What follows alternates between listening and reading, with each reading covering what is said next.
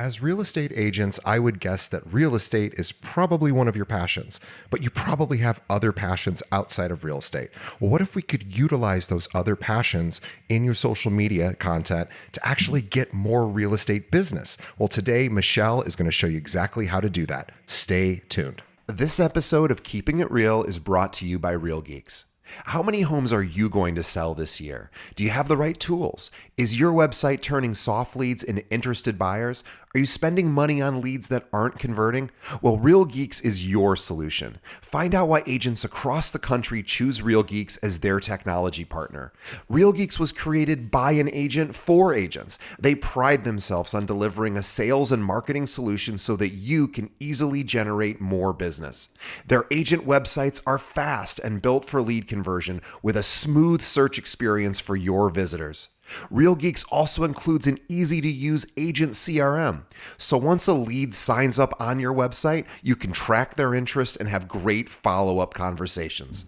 Real Geeks is loaded with a ton of marketing tools to nurture your leads and increase brand awareness. Visit realgeeks.com/keepingitrealpod and find out why realtors come to Real Geeks to generate more business. Again, visit realgeeks.com/keepingitrealpod. And now, onto our show. Today's episode is brought to you by Corded.io. Are you looking for agents to join your brokerage or team? Now, as a real estate recruiter, I can tell you the answer is always yes. But most agents aren't looking to move right now. So how do you know who to contact? Well, what if I were to tell you there's a recruiting and retention tool powered by artificial intelligence that shows you exactly which agents in your local market are looking to leave their brokerage right now, and which agents at your own firm are also looking to leave you? Now, I've been recruiting realtors for 15 years and I've hired over 2,000 agents. I can tell you with no exaggeration, this is the tool I've been waiting for.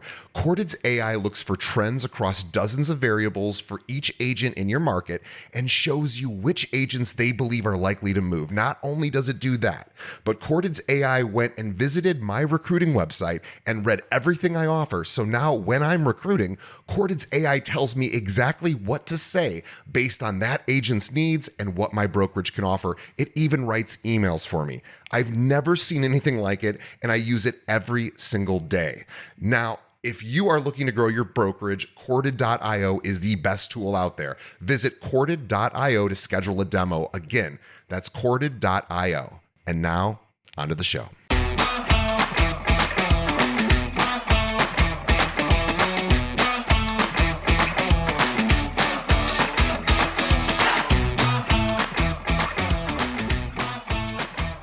Hey guys, Michelle Michael here, and this is going to be a unique episode where we're going to talk about how to combine your passions and your pain points into building better content for your platform. Now, I get asked all the time, Michelle, why are our passions so important in our content? I thought people wanted to know the data and the metrics and the things that matter to people in the real estate and mortgage space, or the interest rates, or what my production was, or am I in the top 1%? I thought those are the things I'm supposed to be sharing. And the reality is that that's just not true. And I'm not saying that the data doesn't matter. And I'm not saying that sharing metrics like these things don't add value. But what I am telling you is that we have to find a better way to share that information. Now, no better or more fitting way to start this episode than to share with you guys a statistic of all things. Now, before I do so, though, I want you guys to go back to when you were in college and think about your favorite class. Think about your favorite professor.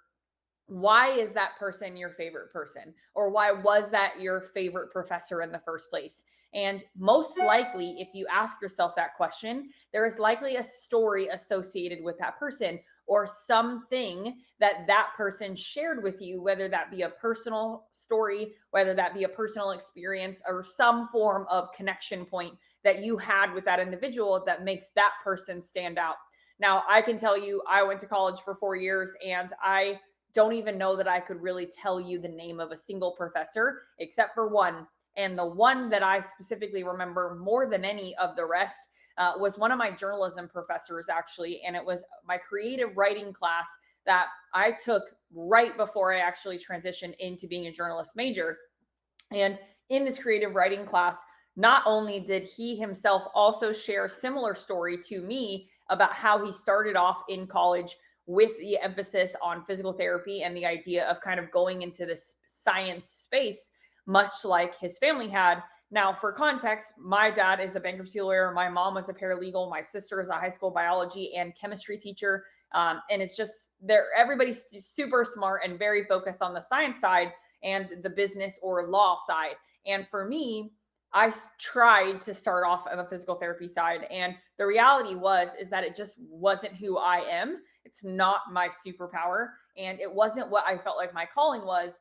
And the reason this professor stands out so much is because he took the time to make me feel like he was actually listening to me and like he saw me. And in addition to that, right, when I sat with him at the end of my class, he told me the story of a very similar experience that he had had.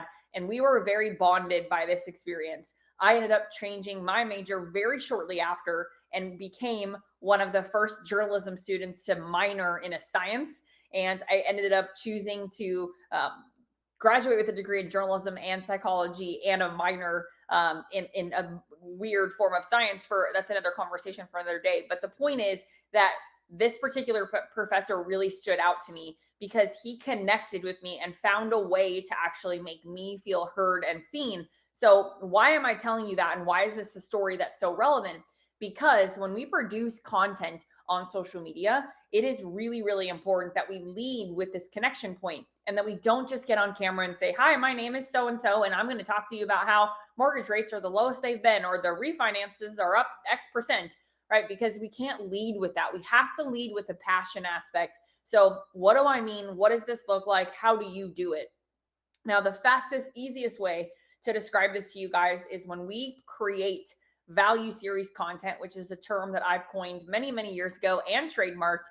And what the value series is the ability to create content or to create value through storytelling. So the value series is one topic divided into 5 sub-questions, and each of those 5 sub-questions becomes its own video of 40 to 60 seconds. So you might be thinking, well, Michelle, how do I tie passions and pain points into creating value? Well, let me tell you. So what I want you guys to do if you're listening to me here is create a T-graph. And in that, or on that T-graph, on one side, I want you to list out 3 of your passions, 3 of the things that you love the most. Now, if you're going to say things like golf, or if you're going to say something like Pilates, or if you're going to say something like whatever X, Y, or Z it might be, remember that the idea here is I want you to list out why that is your passion. And in addition to that, what do you feel when you do such thing? So, for example, I love CrossFit. I am an avid CrossFitter, formerly competitive, not so much anymore, really just do it for the fitness aspect now. But why do I love CrossFit so much? And this actually became a revelation for me very, very recently. But the biggest reason for me that I love the CrossFit gym that I go to and I love going is because when I walk into those doors, I'm not Michelle Berman, the CEO, or Michelle Berman, the business owner, or Michelle Berman, the national speaker. I'm just Michelle Berman, Michael, the person, right? I'm the mom, I'm the wife, I'm the friend that loves working out. I get to be Michelle without all of the labels. And for me, that's something that's really, really powerful for my psyche and for my morale so that I can truly just let it all go. And when I'm in the gym and when I'm at CrossFit, that's that place for me. So if you guys are going to write golf, for example, why do you love golf so much? Do you love the journey of it? Do you love the fact that you have to go to the driving range for hours and hours and hours to perfect one shot off the tee, right? What is it? And then we're going to take that into how we build out these analogies. So there is a method to my madness there. So on one side of the T-graph, you're going to list out all of these passions of yours. And then on the other side of the T-graph, I want you to list out all of your top pain points. So if you are a real estate agent listening to this and you know who your ideal client is, which hopefully by now you do, and if not, that might be another conversation that we need to have. But you need to know who your ideal client is. And I don't just mean saying first-time home buyer or a move-up buyer or someone that is buying a second home for themselves. I mean, really into the weeds of who that person really is for you. And for me specifically, again, to continue off this example, my ideal client specifically would be a military family that is really into fitness. Therefore, I can target those people in my prospecting efforts and in the value series content that I produce later on. But if I can say that my ideal client is a military family that's really into fitness, what are their pain points? What are their issues? What are the questions that they have? And that's what goes on that side of the graph, not pain points of yourself as the agent, but pain points of your clients specifically, and get very, very specific as to who that person is for you. And that will be really game changing into how we build these analogies. Now, fast forward into how do we actually turn this into value series content? And you have this T graph, passions and pain points on either side. You are now going to combine those two things. So we will get into ChatGPT and we will build an analogy between the passion and the pain point. And in doing so, we will get a 5-part series. So you obviously have to teach ChatGPT this, and there is a structure and a step-by-step, quote unquote, if you will, that you have to go through in order for this to happen. But we will build an analogy between the passion and the pain point. We will get a 5-part series out of it. We will build video scripts based off of those 5 parts. And the video script will be broken down into 4 main segments: hook, problem, objection, solution. Hook, objection, problem, solution. I got that backwards. But once we have that built out, so we have each of those 5 scripts for each video, the key is that the hook, that opening sentence of your video, starts with the personal aspect front and center. So if you're going to be talking about the difference between closing costs and your down payment, and are they the same or are they different, understanding that if that phrasing is in your hook, you don't want that to be the start of your hook. You want the passion to be the front of or at the front and center of the hook itself. So that opening sentence should talk about whatever the passion is, or that the golf aspect, or the analogy of golf and pain point. If your opening sentence talks immediately about real estate, you haven't done your job. Very important there.